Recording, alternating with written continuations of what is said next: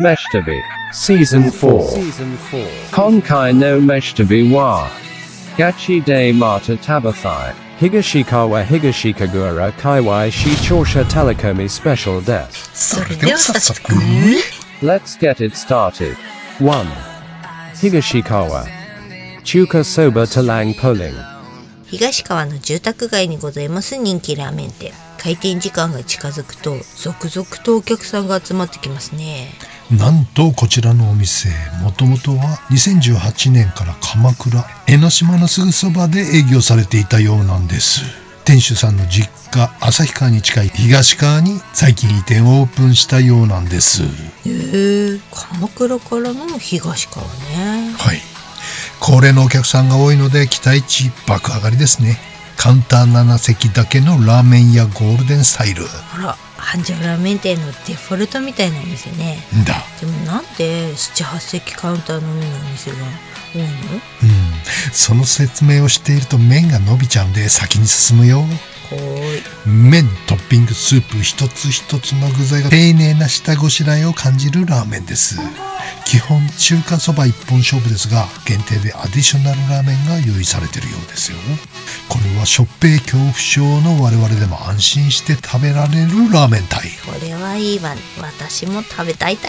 システムが面白いですね。食べたいものの木札を取って席に座るとお会計を先に済ませて、木札をカウンターに置いておくとそれを見てラーメンを作ってくれます。おもろい。ねえ。それにしてもなぜに中華そば屋の名前がトランポリンなのか。おいちゃんはどっちかっちゅうとチャランポランなんですけども、噂によるとこちらのお父様の言葉から生まれた店名のようなんです。あら、森彦さんと一緒ね。海彦、山彦があるんだったら森彦があってもいいじゃないか。そんな声でした？でね、店名に意味がある必要はないってことでトランポリンになったらしいわよ。どういう意味？だから意味なんてないってことでしょ。深いね。店名にも驚きなんですけれども、なんとこちら濃い口シャツにねじり鉢巻きのお姉さんのお店だったんです。びっくりかっちょえっすね。女性なの？店主さん、濃い口シャツにねじり鉢巻き、お祭りルック？そう、みこし担ぎルックが似合う素敵姉さんだったよ。かっちょええね。ここは週3日しか営業してないんで、かなりハードルが上がってくると思うんでね、お早めに食べといた方がいいんじゃないかなと思われます。 2. Higashikagura Ice Corvo Tamura Farm. 旭川空港の目の前にありますクローバーさん。なぜにか空港大好きな私には最高のロケーションでございます。空港に住みたいのはなぜ？トム・ハンクスが羨ましいです。あれは映画。トムは空港に住んでいません。そうなの？そうなの。工房に隣接する田村牧場は大正時代から代々続く牧場。3代目のお父さんの夢でもある自然のままの美味しさを牧場から直接お客さんに届けたいという思いをイタリアンレストランで働いていた娘さんが実現したお店なのだそうです。そりゃお父さん嬉しいだろうね。娘さんが意思を受け継いでって泣けるじゃねえか。もうすぐ泣くんだから還暦涙腺崩壊世代だわこりゃ。泣くなよ。アイスジェラートは10種類から14種類。季節ごとのフレーバーも楽しめちゃいます。店内にイートインスペースがあるので寒い時期でも大丈夫。ミルクを使っているのにしつこくないさっぱりとしたテイストで毎日食べたいくらいのジェラートでしたね。おいちゃんがよく言う喉乾かない系ね。お店のホームページに季節ごとのフレーバーが掲載されているので参考にしていくのもいいかもね。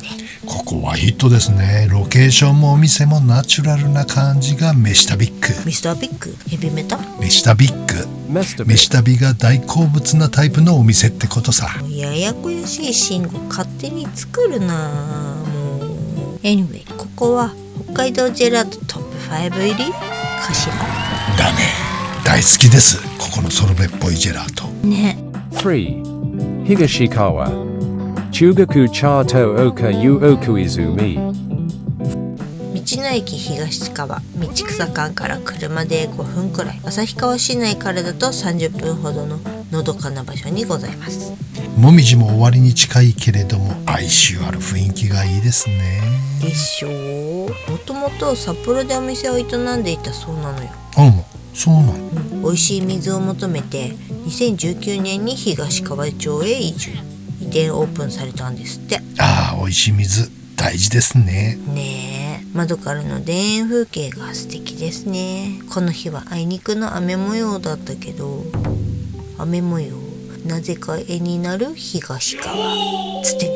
四季折々の景色をゆっくり眺めながら朝から朝がゆいいじゃないですか。はい、こちらが季節のおかゆになります。11月は丹波黒豆のおかゆさん。付け合わせにピータンザーサイ、腐乳がついてきますが、別料金にトッピングの揚げパンもいただいてみました。あ、ヨーテヤオは必需品だね。油条、と、腐乳？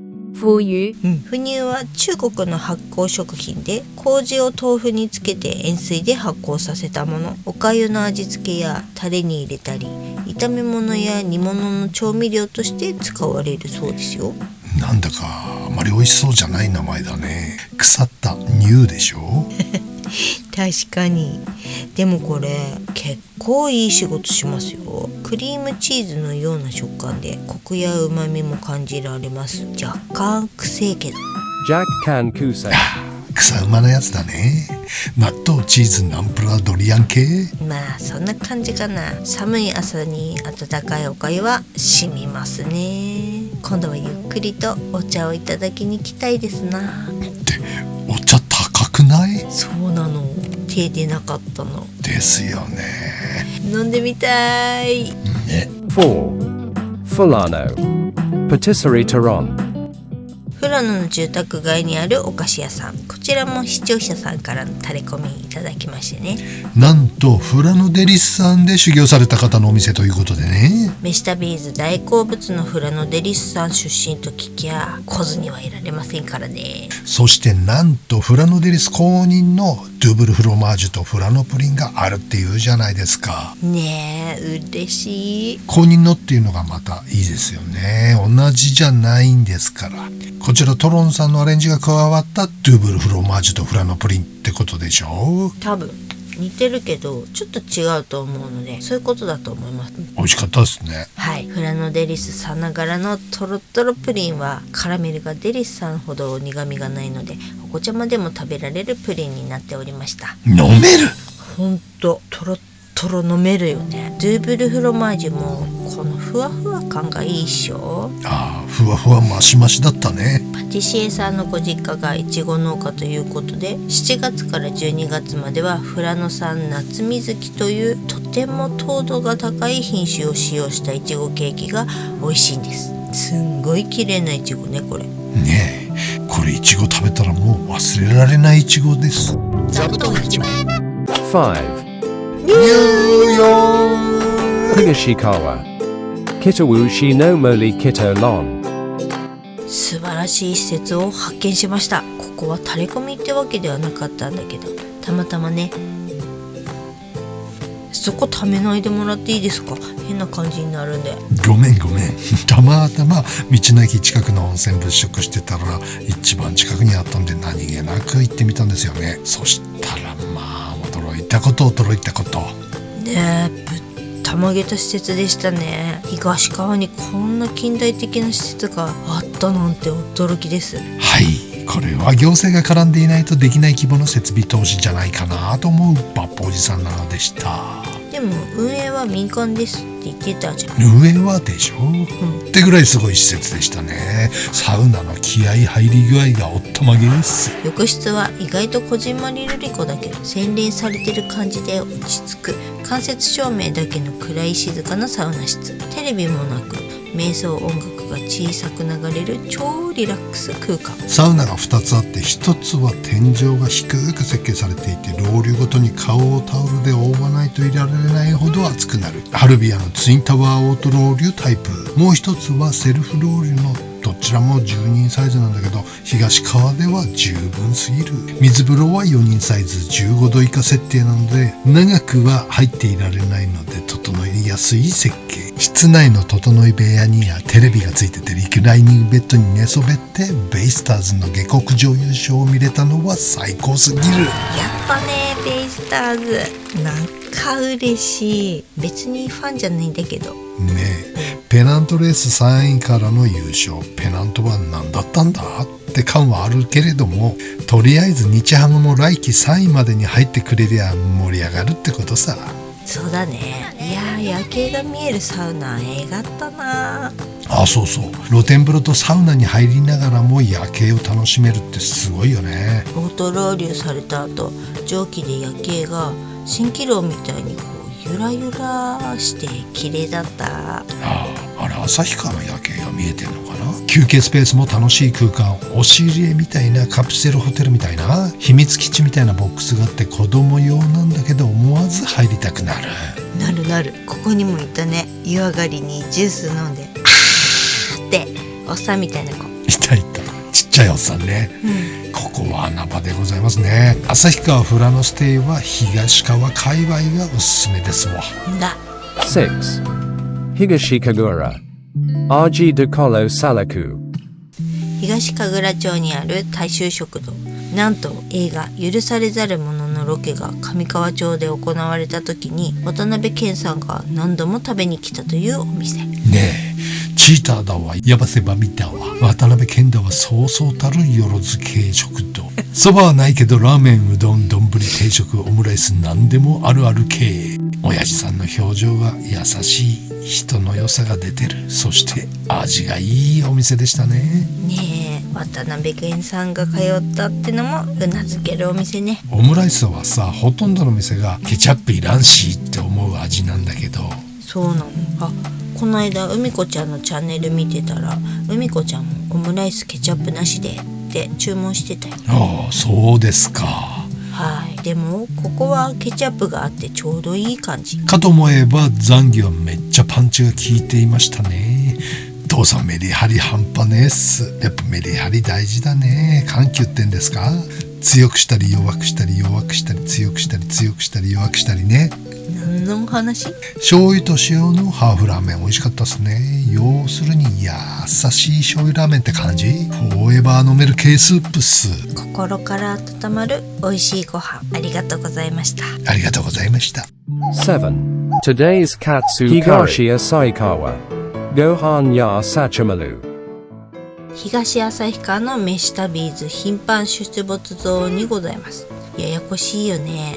東旭川、東川、東神楽、神楽で、こちらは旭川市内ですね。ってことで東旭川にござるこちらのお店、ややこしい。サウナのテレビでせっかくグルメが流れておりましてね、ぼんやり見てたら、あら、旭川に来てらっしゃるってことで、こちらのお店日村パイセン絶賛してらしたんでね、急遽スケジュールにねじ込み参上でございます。すんげえボリュームの角煮カレーが人気だって話だったんでね、これです、これ。なあ、角煮カレーじゃないじゃん。そうだよ。ヒム兄が食べたのは角煮カレー、足にはカツカレーハンターという任務がございますんでね、まずはこれなんです。ヒムニーって年下だし、あっちゃー、やっぱりそうなっちゃいますか。まあ初めましてに挨拶代わりのカツカレーさ、だってあの量の角煮やばいっしょ。確かにおじいちゃんにはきついわね。隣の兄さんが角煮カレーじゃなくて角煮定食食べてたんだけど、美味しそうだったんだよね。ローカルさんたちはね、結構カレー以外を頼んでましたね。そうなんだ。あら、リードオフメニューは角煮定食じゃない。ねえ、だからさ、角煮定食食いて。いや、参りました。量がやばすぎ新作長州力さ。すんごい量のご飯。半分がやっとの量。カツも分厚くってさ、150万厚ぐらいあるんじゃないかな。そりゃきつい。しかもあなた今日晩ご飯もカツカレーでしょ。だのさ、知ってりゃご飯少なくって頼んだんだけど、出てきたの見てびっくり日本新記録だからさ。後ろのシュッとしたゴルファー兄さんは角煮カレー大盛りって注文したの。したっけ店内がざわついたんだよ。角煮カレー大盛りって、角煮カレー大盛りだってよ。わかる。出てきたの見て笑ったね。皿がでかいのかと思ったら、皿じゃなかった。特大のラーメン丼にひたひたのカレーが入ってて、その上に一文字の角煮が乗ってんの。あちゃー。ありゃやばいわ。だけどシュッとした兄さん平らげてたよね。カツはめちゃめちゃ美味しい。いい肉使っていると思います。油淋鶏もうまそうだったな。ここはカレーじゃないのかもね。なら。ところでさ、長州力と長州力ってどっちが先？そりゃ長州力っしょ。8. Naka Furano. Baumkuchen Hasegawa. 視聴者さんからのおすすめがあったバームクーヘン屋さんを探して中富良野へやってまいりました。がナビ頼りでね、目的地周辺ですと音声案内が終了したんだけども、目の前にあるのは農家さんみたいな。ていうか完全オタクでしょ。ね玄関が売り場になっちゃいましたよ。ピンポン。なかなかのレアパターンでしたね。おじちゃんがいろいろ説明してくださいました。なんともともとは先代からバームクーヘンを焼くオーブンを作っていた工房なのだそうで、工場の方はもう廃業されているんだそうだけれども、機械の試し焼きで作ってた手作りのバームクーヘンが美味しかったんで、自分でもやってみたかったんだそうよ。でも美味しい予感はしなかったんだよね、正直。はい、趣味ですかみたいな感じでね。ところがどっこい。ちょんちょんね、しっとりした生地に合わせて控えめのナチュラルなバームクーヘンがとっても美味しかったの。はい、もっさりも胸焼けもしないナイスクーヘンでした。いろんなアレンジが施されていてね、おじちゃんはオレンジのやつが特に美味しかったな。私は紅茶が美味しかったな。コーヒー味ってのもあったんだけど、次回富良野を訪れた時のためにそれは取っておきます。こんなナチュラルなクーヘンはなかなか食えへんで。リンゴのやつも美味しそう。楽しみ。金土日しか営業してないので気をつけてくださいね。渾身のダジャレを完全スルーする。 9. Higashikagura. Yo Morgi. 東神楽にありますお蕎麦屋さん。こちらも視聴者さんのおすすめのお店ということで早速お邪魔しました。セミの鳴き声聞きながら山道を走るとありましたよ。まだ夏だったんだよね、この時は。これまたナビなしではたどり着くのが難しいひっそり山奥系のお蕎麦屋さん。毎年12月下旬から3月中旬頃までは冬季休業なのだそうです。お蕎麦はなくなり次第終了とのことで、事前に確認してから伺った方がいいですね。遠いから。セミの声聞きながらのお蕎麦いいですな。ミンミンミンミンメンミーってコマーシャルあったの知ってる？知ってる。関係ない。はい、10割と2鉢がありますので、10割の天ぷらそばをいただきましょう。楽しみですね。おいちゃんも天ぷら食べたかったな。天ぷら好きだもんね。はい、まあ揚げてあれば大抵好きなんですけど。だから脂っこいのね。だ。でもズッキーニの天ぷらって珍しくない？珍しいけどあんまそそられないな。なんでだよ、美味しいよ。お話好きのお父さんがね、塩で食べてみてねって。お蕎麦もみずみずしくて美味しい。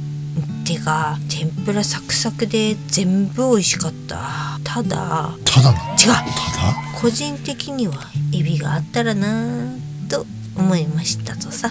エビなしかよ。そうなの。逆に斬新。 10. Higashikawa. Sanuki Udon Chiyuki. 東川の道の駅からは徒歩1分、旭川市内からだと車で30分ほどのところにあります千雪さん。讃岐で修行されたという大将の美味しいうどんがいただけるってことで参上でござる。ビューアさんのタレコミもありましてね。そうしましたらなんと先日名寄サロマ界隈で紹介しました名寄のゆいさんがこちらで指導を受けたってのを聞きましてね、楽しみにしておりましたんです。はい、そうなの。オープンと同時にほぼ満席。ほぼ満。海外の方も来てたけど、どこの国かね。タイランドっぽかったけどね、話してる言葉が若い人たちだからスラングなのかな。タイ語にあんまり聞こえなかったね。ギャルタイ語なわけね。なるほど。はい、ごぼうぶっかけうどん。ぶっといごぼうにごぼうチップスの2種類が乗ってるじゃないですか。嬉しすぎる。ぶっといごぼうは甘辛に炊かれていて柔らかい。うどんはしっかり締まったコシと弾力がたまらない。四国で食べたのを思い出させてくれる本格讃岐。やっぱり讃岐だね。グリーンは冷やしぶっかけが好きだな。お茶はあったかいのがやっぱり好きだね。鶏天も柔らかジューシーさっくり衣がたまらんです。関西風に近いのかな。いりこよりもカツオが強めに感じる優しいお出汁。うどんのコシもしっかり残っている程よい柔らかあったかうどん。大変丁寧なお仕事されているなぁと思いましたね。うどん美味しいのある北海道。ねえ、うどんってあんまりそそられなかったから知らなかったんだけれどもね。ぶっかけはそんな変わらない気がするんだけども、かけを食べてみてほしいですね。さぬきはいりこのまろやかな出汁がうめえっすよ。確かにしょっぱくねえのよね。そうなんだ。東川いいわねえ、もっといろいろ美味しそうね。今回もいろいろ美味しいタレコミありがとうございました。ありがとうございました。Shikaino Meshitabi wa Gachi de Mata Tabathai. Meshtabi saw Shuhen number 11 des. Otanoshimini. See you soon. ラーメン屋が7席8席のカウンター席のお店が多いっていう話なんですけど、これね、なんかもったいない気がするじゃないか。これ、でも繁盛の方程式みたいな。繁盛の方程式。大繁盛店になったお店は、7、8席のカウンターだけのお店が多いっていう。確かに。これね、まず美味しくラーメンを作るためにはね、はい、2杯ずつぐらいで作っていくのがベストですよね。麺って伸びやすいから、4杯とか5杯とかいっぺんに作るのは、麺が伸びちゃったり盛り付けするのに結構時間かかっちゃうんで、いいコンディションでラーメンが出せないっていうね。確かに。だこだわる人ほど少ない杯数でしか作らないと思うんだよね。よってテーブル席で4人客とかが来ちゃうと、もうその時点で4杯ずつ作んなきゃいけなくなっちゃう。そうですね。だから4人の人はあんまり来ないでねっていう意味も込めてのカウンター席のみっていうのが多いのかな。カウンターに3人とか4人で来ちゃっても、2杯ずつしか作らない店が多いですよね。